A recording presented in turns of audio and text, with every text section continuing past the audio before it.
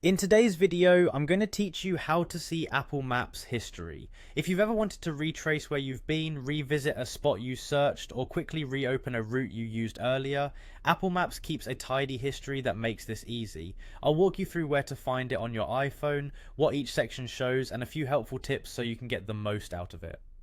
Start by opening the Apple Maps app on your iPhone. When the map appears, look toward the bottom of the screen for the search card. If it's collapsed, swipe it up to expand. This simple swipe is the key to revealing your history.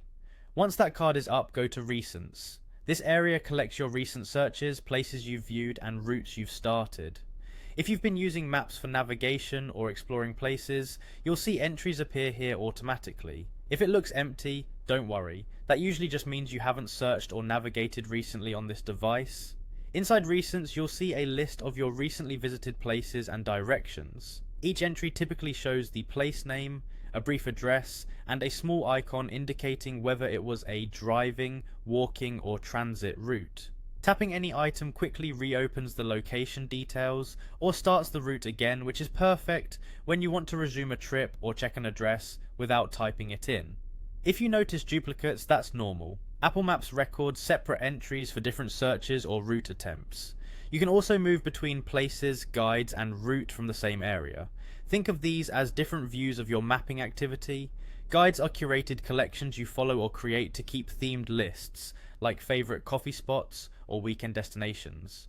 Route focuses on directions you've taken or previewed, making it easy to pick up recent trips. These sections help you organize what you've looked at, rather than mixing everything into one long list. Tap on places to see your saved locations. This is where your favorites, pinned places, and saved addresses live. It's the best spot to store important locations you'll return to often, like home, work, or a go-to gym.